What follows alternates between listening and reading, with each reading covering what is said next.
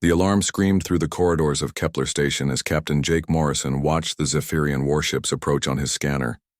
He knew what was coming, but there was nothing he could do about it. The research station had no weapons, no shields, only 3,000 human scientists and their families who had dedicated their lives to understanding the ancient alien ruins on the planet below. "Captain, they're not responding to our communications," reported Lieutenant Amy Parker from the communication station. Her voice stayed calm, but Jake could see her hands shaking as she worked the controls. Jake looked at the massive Zephyrian fleet surrounding their small station. 27 warships against one research facility. This was not a fight. This was an execution. He opened the station-wide communication channel and spoke clearly into his microphone. "All personnel, this is Captain Morrison. Begin emergency. Evacuation procedures immediately. All civilians to the escape pods, this is not a drill." Dr. Lisa Chang ran into the command center, her lab coat still covered in dust from the archaeological dig. She had been studying the alien ruins for 3 years, trying to understand the technology of a civilization that had died out millions of years ago. Her work was important, groundbreaking even, but now it meant nothing. "Jake, we can't leave," she said, breathing hard from running. "The artifacts we've discovered could change everything we know about galactic history.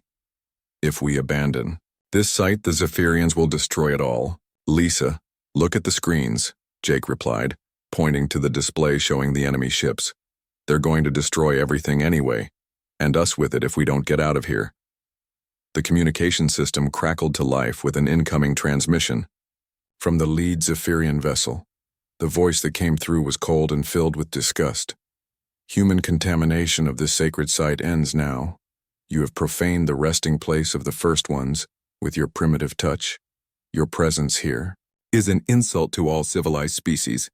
You have 10 minutes to surrender yourselves for judgment."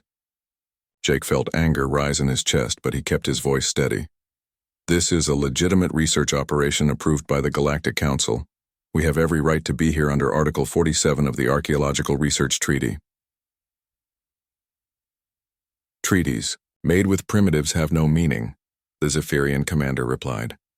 "Your species has no business touching the sacred technology of your betters." The transmission ended with a harsh click. Jake looked around the command center at his crew. These were good people, humans who had spent years working peacefully alongside other species, contributing to galactic knowledge and understanding. Now they were being called primitives and told they had no right to exist in this part of space. "Sir, the evacuation pods are ready," reported Sergeant Mike Davis from the security station. "But the Zephyrians are jamming our escape route. The pods won't make it past their ships." Jake closed his eyes for a moment. He had served in the human fleet for 20 years, always believing that humanity had found its place among the stars. They had joined the Galactic Council 200 years ago and had worked hard to prove they belonged. They had shared their technology, their culture, their knowledge. They had fought alongside other species against pirates and invaders. They had helped terraform worlds and cure diseases that plagued alien civilizations. But now, as he watched the Zephyrian ships move closer, Jake realized that none of it had mattered. To these aliens, humans would always be primitives, always be unwelcome, always be less than equal. The first energy blasts hit the station's outer hull. The lights flickered and emergency systems activated. Dr. Chang grabbed Jake's arm as the station shook from the impact. "The research data," she said urgently. "We have to transmit our findings to Earth before they destroy everything. The galaxy needs to know what we discovered here." Jake nodded and turned to Amy. "Send everything to the human colonies. All research data, all archaeological findings, everything we've learned here. Use emergency transmission protocols." As Amy worked frantically at her station, Jake opened a channel to Earth. He knew this might be his last communication with human space, and he wanted to make sure the right people heard what had happened here. "This is Captain Jake Morrison of Kepler Station. We are under attack by Zephyrian forces.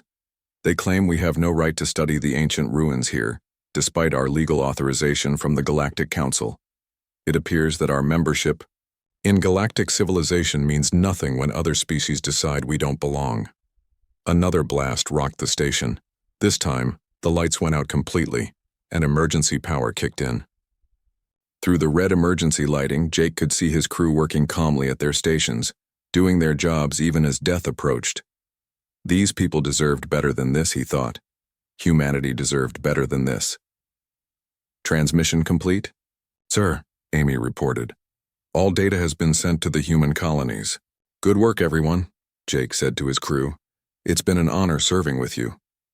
The final barrage from the Zephyrian fleet tore through Kepler Station like paper. The small research facility, with its libraries full of ancient knowledge and laboratories full of peaceful scientists, disappeared in a ball of fire and twisted metal.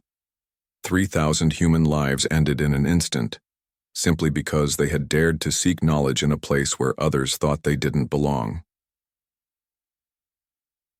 Though, news of the Kepler Station massacre reached Earth within hours. Admiral Kate Sullivan received the transmission in her office at Human Fleet Command. She had known Jake Morrison personally, had served with him during the Vegan pirate crisis 5 years earlier. He was a good man, a peaceful man, who had never hurt anyone in his life. Kate watched the recording of Jake's final transmission 3 times before she could bring herself to believe it. Then she called an emergency meeting of the Human Colonial Council. Within 6 hours, every human leader in the galaxy knew what had happened at Kepler Station. Alex Rodriguez was trading supplies on Centauri Prime when he heard the news. He had been dealing with alien merchants for 15 years, building relationships, making friends, creating the kind of peaceful commerce that everyone said would unite the galaxy. But as he watched the news broadcasts, he noticed something that made his stomach turn. The alien traders around him were not shocked by the massacre. They were not outraged. Some of them were actually nodding in agreement with the Zephyrian actions. One Altarian merchant even said, "Perhaps this will teach the humans to know their place." Alex realized in that moment that he had been fooling himself for years. The friendships he thought he had built were illusions. The respect he thought he had earned was fake. To these people, he would always be just a human, just a primitive, just someone who should be grateful for whatever scraps of tolerance they chose to offer him. The Galactic Council meeting that followed the Kepler Station massacre would be remembered as the day humanity learned the truth about their place in the galaxy. And it would be remembered as the day the galaxy made the biggest mistake in its history. Ambassador Sam Parker stood at the podium in the Grand Hall of the Galactic Council. The massive chamber held representatives from over 200 species, all watching him with various expressions of curiosity, boredom, and barely hidden contempt. Sam had served as humanity's chief diplomat for 12 years, always trying to build bridges between his people and the rest of the galaxy. Today he was here to burn those bridges down. Honorable members of the Galactic Council, Sam began, his voice carrying clearly through the chamber's sound system. I stand before you today to deliver a message from the human colonial government. After careful consideration of recent events and the Council's response to the Kepler Station massacre, humanity has made a decision. The Zephyrian representative, Councillor Vexhai, leaned back in his floating chair with what might have been amusement. The crystalline being had been one of the loudest voices calling for human restrictions after the massacre, claiming that humans brought violence wherever they went. Effective immediately, Sam continued, humanity withdraws from the Galactic Council and all associated treaties, trade agreements, and mutual defense pacts. We are going home. The chamber erupted in noise. Some delegates laughed, thinking this was some kind of negotiating tactic. Others looked confused, as if they couldn't understand what Sam had just said. A few, mostly from species that did significant business with humans, looked genuinely worried. Councillor Thexpai of the Altarian Federation activated his speaking device. Ambassador Parker, surely this is just an emotional response to recent events. Humans have always been dramatic in their reactions. Perhaps a cooling-off period would be more appropriate. Sam looked directly at the Altarian counselor. This is not an emotional response, Councillor Thexby. This is a logical decision based on 200 years of evidence. You have made it clear that humanity is not welcome as an equal partner in galactic civilization. Therefore, we choose to leave, too. But you cannot simply leave, protested Trade Minister Kellish of the Vegan Trade Union. There are contracts, obligations, established trade routes. The economic disruption alone would be enormous. All human contracts will be honored until their natural expiration dates, Sam replied calmly. No new agreements will be made.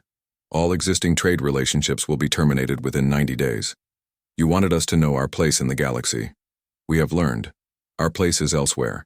As Sam walked out of the council chamber, leaving his diplomatic credentials on the podium behind him, the real work was already beginning across human space. Admiral Kate Sullivan had been planning this moment since the day after Kepler Station was destroyed. She called it Operation Homecoming, and it was the largest evacuation in galactic history. Commander Beth Taylor stood on the bridge of the transport ship New York, watching as the last human families boarded from the colony world of Haven. The planet had been settled by humans 60 years ago, turned from a barren rock into a green world full of farms and cities. Now those same families were packing everything they could carry and leaving their homes behind. "Ma'am, the demolition teams are ready," reported Lieutenant Tony Martinez from the engineering station. "All human-built infrastructure has been rigged for controlled destruction." Beth nodded. The orders were clear. Nothing useful was to be left behind. Every piece of human technology, every building, every piece of equipment that could benefit other species would be destroyed or taken. If the galaxy didn't want humans as partners, they wouldn't get to keep the gifts that partnership had brought. "Begin the sequence," Beth ordered. "Let's make sure they remember what they're losing." Across the planet's surface, carefully placed, charges detonated in sequence. The terraforming stations that had turned the atmosphere breathable exploded into scrap metal. The fusion power plants that had provided clean energy were systematically dismantled. The medical centers with their advanced human-designed equipment were emptied and then destroyed. The same scene was playing out on 50,000 worlds across the galaxy. Human colonies that had taken centuries to build were being abandoned in a matter of weeks. The humans took their people, their personal belongings, and their knowledge, leaving behind empty worlds and destroyed infrastructure. On the trading station Nexus 5, alien merchant Kixilon watched in growing panic as human ships docked one final time to collect their people and equipment. Kixilon had built his entire business around human trade routes. Human ships carried goods between systems that no other species bothered to connect. Human merchants had the patience and skill to negotiate with difficult species that others avoided. "Wait," Kixilon said, grabbing the arm of Captain Steve Johnson as the human prepared to board his ship for the last time. "You cannot leave. My business depends on your shipping routes. Who will carry goods to the Outer Rim colonies?" Steve looked at the alien trader with tired eyes. "That's not our problem anymore, Kixilon. You and your people made it clear that human involvement in galactic trade was unwelcome. Now you'll have to figure out how to do business without us." "But the Outer Rim species only trust human traders," Kixilon protested. "They say humans are the only ones who treat them fairly, who don't cheat them or look down on them." "Maybe you should have thought about that before you supported restrictions on human activities," Steve replied, pulling his arm free. "Good luck with your business. You're going to need it." As Steve's ship pulled away from the station, Kixilon realized that half the ships in the docking bay were human vessels and they were all leaving. The station would be nearly empty within hours, and most of the trade routes that passed through it would disappear with the humans. Dr. Peter Kim was the last human scientist at the Joint Research Facility on Kepler 9. The facility studied advanced propulsion technology, and Peter's team had been working on a revolutionary new faster-than-light drive system. The project was 90% complete, with testing scheduled to begin in just 3 months. As Peter began deleting files from the research computers, his alien colleague, Dr. Yildar, approached him with obvious distress. "Peter, you cannot destroy this research," the tall, thin alien scientist said. "This technology could revolutionize space travel for all species. Think of the benefits to galactic civilization." Peter paused in his work and looked at his former colleague. "Dr. Yildar, I've worked with you for 8 years. I thought we were friends. But when the council voted to place humans under supervision, you said nothing. When they called us too primitive for sensitive research, you agreed. Why should I leave this technology for people who think I'm too stupid to understand it myself? That was politics, Yildar protested. This is science. Science belongs to everyone. No, Peter said, resuming his work at the computer. Science belongs to those who discover it, and we're taking our discoveries with us. Peter finished wiping the computers and began dismantling the experimental drive core. The technology would leave with him, along with the knowledge of how to build it. The galaxy would have to develop faster than light travel on their own, just like they would have to solve all their other problems without human help. On Earth, Admiral Kate Sullivan received reports from across human space. The evacuation was proceeding ahead of schedule. Human merchant fleets were converging on human colonies to transport refugees. Military vessels were escorting the evacuation ships and ensuring that no alien forces interfered with the withdrawal. But the reports also brought disturbing news from the galactic economy. Without human shipping networks, trade between many systems had already ground to a halt. Several minor wars had broken out in regions where human peacekeepers had maintained stability. The galactic stock market was in free fall as investors realized the scope of the human withdrawal. Kate allowed herself a small smile as she read the economic reports. Perhaps now the galaxy would understand what they had lost. But it was too late for regrets. Humanity was going home, and they were taking their contributions to galactic civilization with them. The last human ship left alien space 3 months after Sam Parker walked out of the Galactic Council. Behind them, they left empty colonies, destroyed infrastructure, and a galaxy that was just beginning to understand the magnitude of their mistake. 6 months after the last human ship disappeared into the void, Trade Minister Kellish stared at the economic reports spread across his desk with growing horror. The numbers made no sense at first, but as the weeks passed, the pattern became impossible to ignore. Galactic trade had collapsed by more than half, and it was getting worse every day. How did we not see this coming? He muttered to his assistant, a young Vegan named Pixtal who had been tracking shipping routes since the human withdrawal began. The humans only made up 12% of the galactic population. How could their leaving cause this much damage? Pixtal pulled up a holographic display showing trade routes across the galaxy. Where once there had been thousands of glowing lines connecting star systems, now there were only scattered fragments. Sir, the humans didn't just trade among themselves. They connected everyone else. Look at this route from the Centauri Republic to the Outer Rim territories.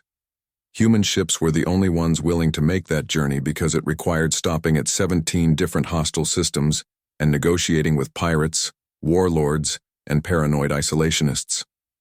Kellish studied the display with growing understanding. The humans hadn't just been another species in the galactic economy.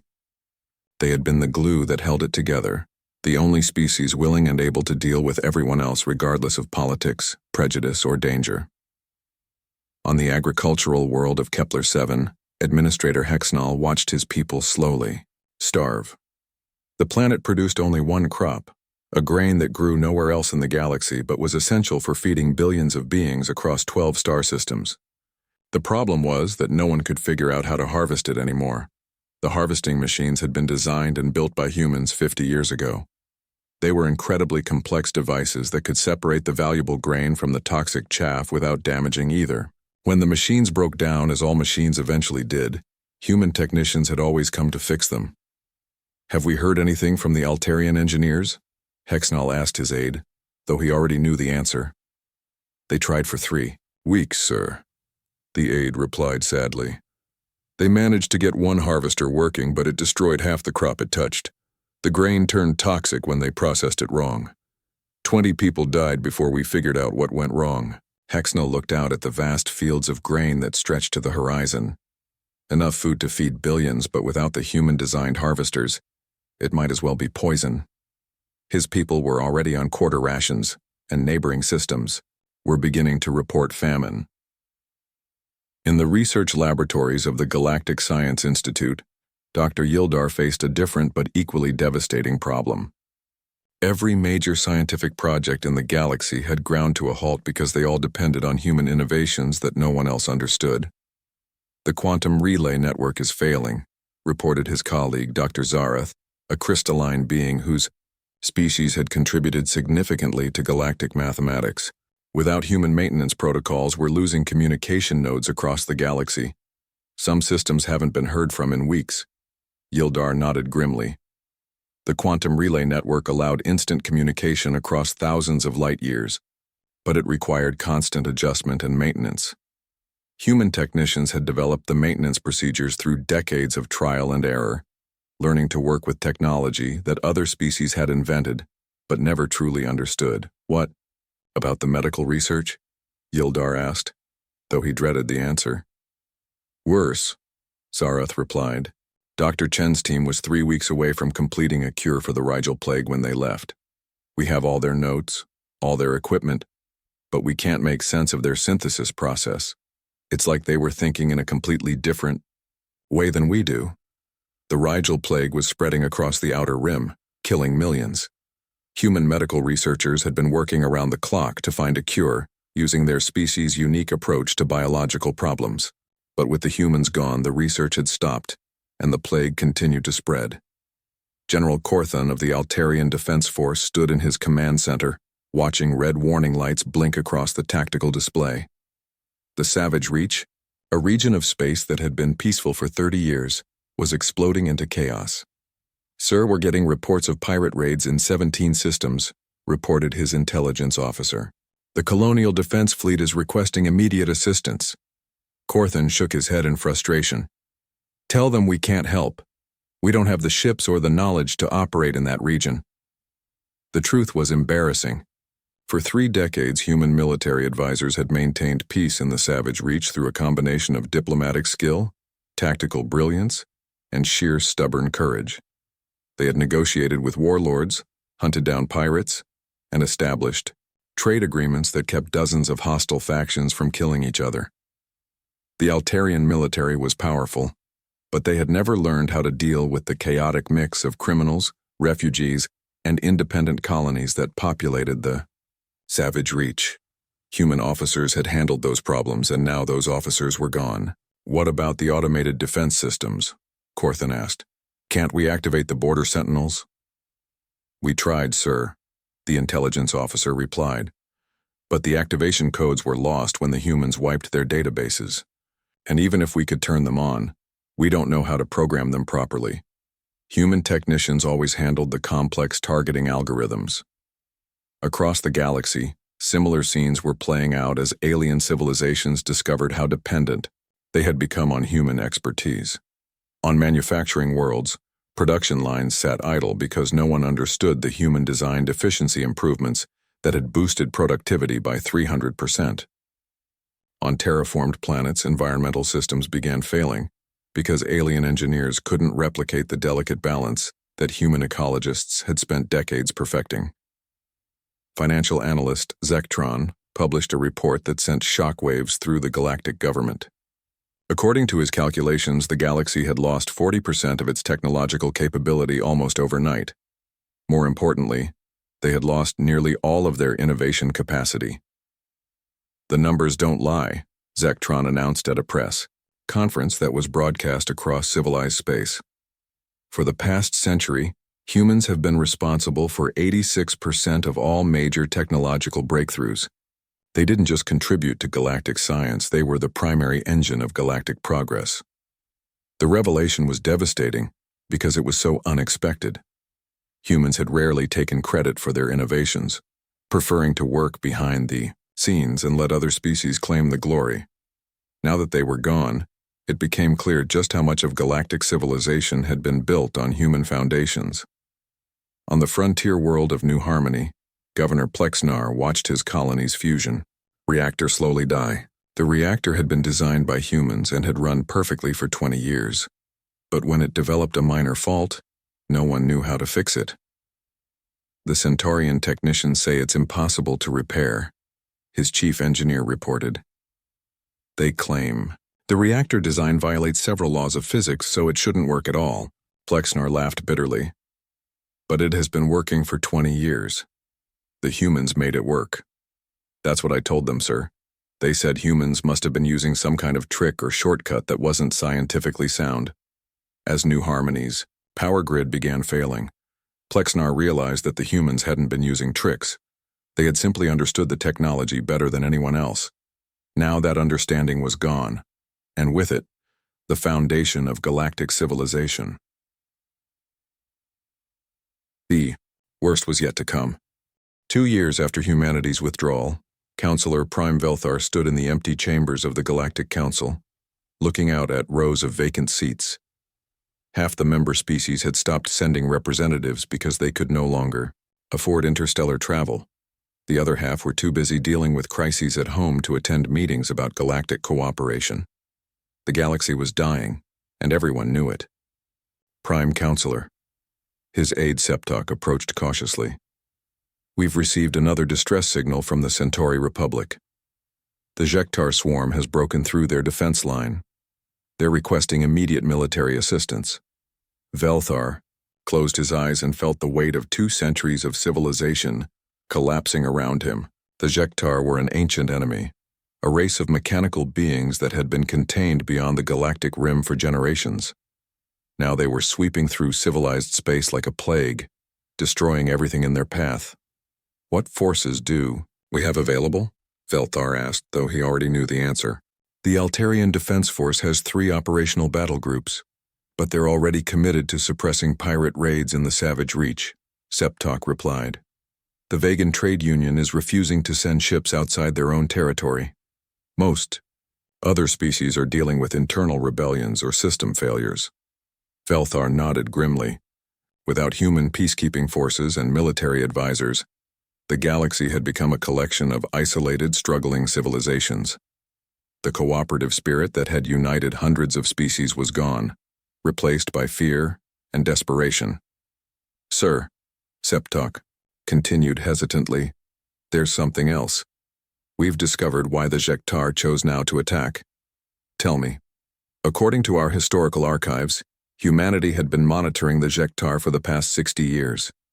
Human deep space scouts had been tracking their movements, predicting their expansion patterns and maintaining early warning systems along the galactic rim. When the humans left, they took all that intelligence with them. Velthar felt his heart sink. The Jektar hadn't suddenly become more aggressive. They had been probing galactic defenses for decades, held back only by human vigilance and preparation. Now, with the humans gone, the mechanical swarm had found the galaxy defenseless and ripe for conquest. On the industrial world of Kepler Prime, Chief Engineer Linzara watched helplessly as her planet's manufacturing capability crumbled. The factories that had once produced starships, medical equipment, and advanced technology for half the galaxy were shutting down one by one. We've lost another production line, reported her assistant, a young technician named Vordan. The automated systems keep malfunctioning, and we can't figure out how to fix them. Linzara walked through the empty factory floor, looking at machines that had run perfectly for decades until human maintenance crews had departed. The equipment was incredibly sophisticated, far beyond what most species could have built on their own. But the humans had not only built it, they had taught it to other species and then quietly maintained it when those species couldn't manage the complexity. What about the backup systems? Linzara asked. Failed 3 days ago, Vordan replied. The diagnostic programs are all in human code that nobody else can read. We have the manuals, but they might as well be written in ancient hieroglyphs. Linzara picked up one of the thick technical manuals that human engineers had left behind.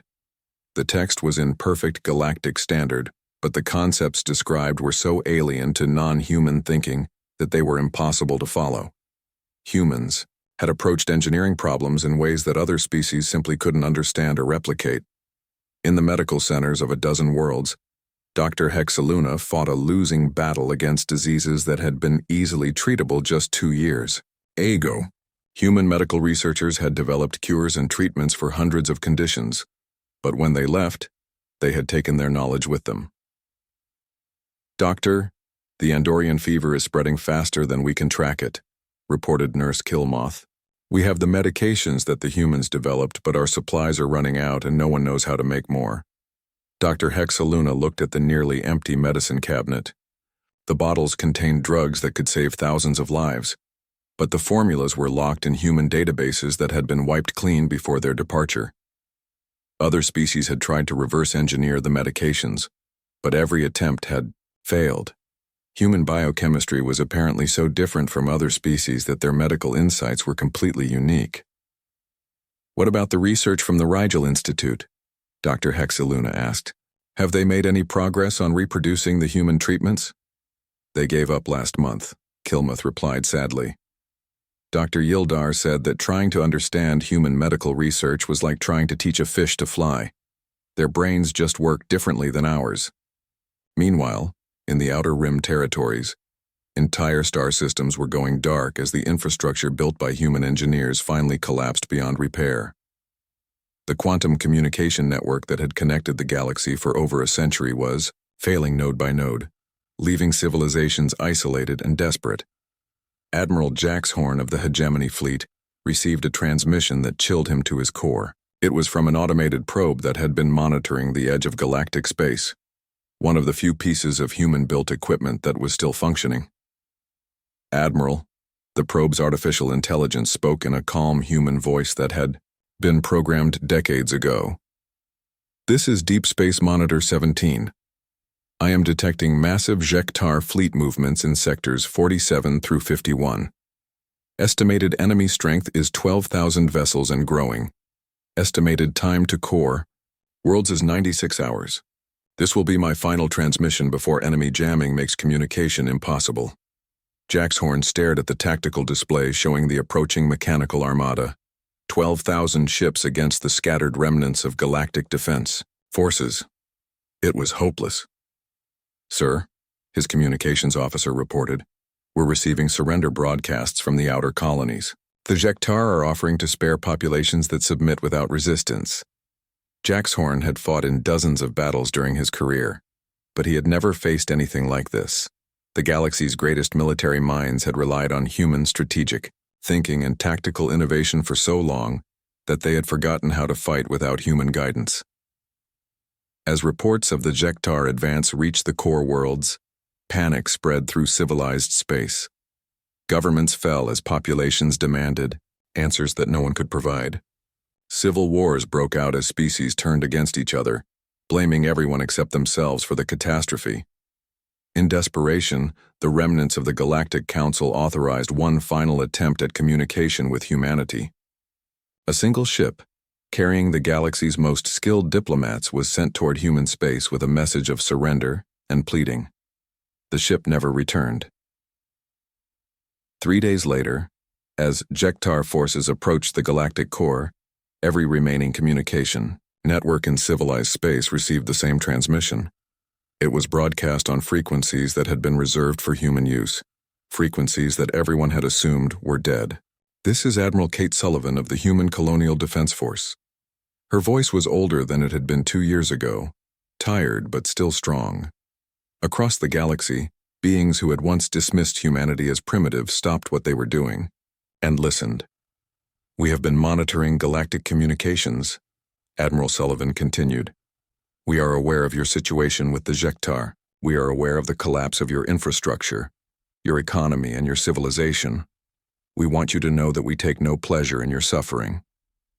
There was a long pause, and for a moment, hope flickered in 1 billion hearts across the galaxy.